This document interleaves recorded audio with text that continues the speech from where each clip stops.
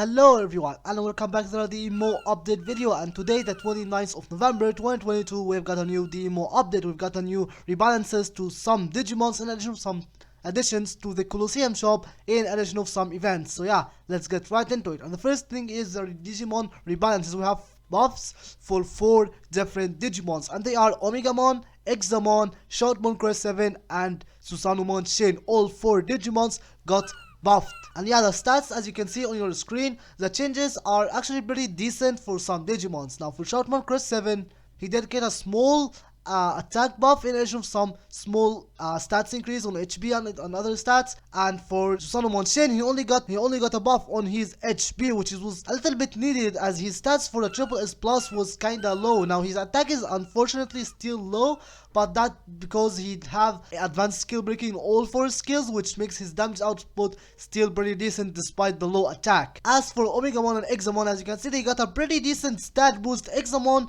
have got the biggest stat boost. As you can see, his stats are pretty high for an SS plus. You can see his attack actually even higher than things like Omegamon Ultra S, despite him having lower attack speed. And this is a changes to the skill. As you can see, Shoutmon Crest 7 got an effect on his F3. Now it has like a flame or whatever, like continuous stick damage, which is kinda whatever, but yeah, it's still pretty decent stats buff overall. Now the big thing here I would say is Examon and Omegamon, as both are free Digimons that you can get. For Examon, he got a pretty good stat buff for his rank. His HP is pretty good and his attack is pretty good. Also skill damage is pretty decent. Unfortunately, his attribute is like pretty low. This is why I guess they give him the bigger stat boost, because he is data Digimon, and data Digimons are not very great as there is no like vaccine dungeon or good vaccine dungeons that you need a data Digimon for.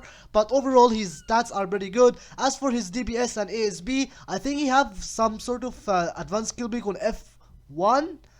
F2 I think it's still like normal skill break. He gets like skill break on his F2 is like you get continuous the normal hit animation, you get 1 after the skill. But like there is like a long pause when I like tested it. There's like a long pause between the skill animation, so it's not very great. As for F1, I guess it's kinda the same, but his F1 have much faster animation, so it feels better to use his F1 rather than F2. F2 doesn't feel that good, but because the skill damage is high, it might be decent. Unfortunately, my Examon is not cloned, so I can't really like test that very well, but I think only F1 is gonna be usable. But yeah, overall I think Examon is decent for his rank and the fact that he's a completely free Digimon. As for Omegamon though, Omegamon got slightly lower HP. His attack is pretty decent for his attack speed. Yeah, you can take a look at his attack speed. His base attack speed is 2.1 and his attack got from 2000 to 2400, so basically free 400 base attack and some HP. It's actually pretty decent. I think Omegamon right now is actually better than normal Alphamon or Ryukin, and also the fact that he does have double ASB. I did test it out, he does still have double ASB, have ASB on F1 and F2, so that actually makes Omegamon pretty decent. Unfortunately, his HP is slightly on the lower side for a triple S, for an SS plus, but overall his damage output is pretty decent. I would say he's like Ultra S and slash Enjimon level, although less HP, so yeah, he's pretty okay. Of course, he's bigger than Alphamon or Ryukin X, but I think it's pretty decent to go for as he's a free Digimon. And last change we got for Omegamon is that he got 2 more families. His family used to be only Metal Empire. He got additional Virus Busters and Wind Guardian, so now he have 3 families, which is I think is pretty good, pretty decent buffs overall. And yeah, let's move on to the next thing. The next change is some riding modes to the restricted Digimon. So if you guys remember, not long ago, actually all of these X Digimons are no longer obtainable. But now they have added the riding modes in the Colosseum shop, costing 20 seasonal vouchers. If you want to pick up any of the riding modes, if you didn't have a chance to pick it up when it was in the cash shop, you can get it from here. Now, one thing I will advise you is to, if you want to pick up any of the riding modes here, don't do it now, as we have a Colosseum event happening later on December. They have announced it in the latest notice about the server merge. They announced that they will be doing a Colosseum event on December, so I would highly advise you to not waste your vouchers. Maybe there will be some better stuff to get other than the riding mode. So if you want the riding mode, I would advise you to wait a little bit after the Colosseum event. And lastly, we have some changes to the tutorial, to the Yokohama area tutorial. You now will be able to get some free Digimons after the tutorial. I think they are like level 5x with their BMs. And yeah, this is a list of the Digimons that you get, and they are Piyomon, Goblimon, Monodramon, Renamon, Tentomon, and Terriamon.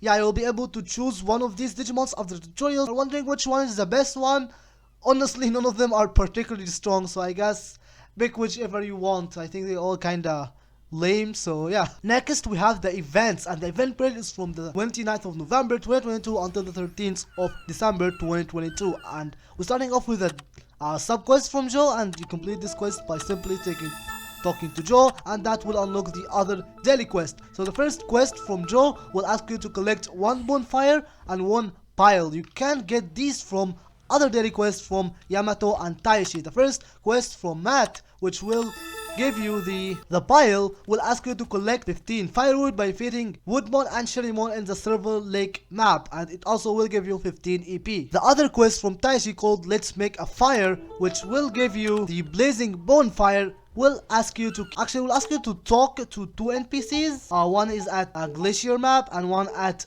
Western Village, and this will give you 5 EP and 1 blazing fire. And the quest from Joe will give you the fallen leaves and 15 EP. Next is a daily quest from Mimi. 2 quests, and the first one called Need Mammothmon's Fur, and this one is rather simple. It'll ask you to defeat 25 Mammothmon in the Snowman Village and 25 Mammothmon in the Lost Historic Site, and it will give you 25 EP as a quest reward. And the other daily quest from Mimi, called Defeat Violet Mammothmon, and this one will ask you to defeat Mammothmon, which is a raid boss that spawns every 10 minutes. And yeah, the quest reward will give you the random buff box, in addition of the warm hot pack, which you can merge with the EP to craft some items. And as you figured by now, the event is another EP event. As you can see, we have the standard EP items.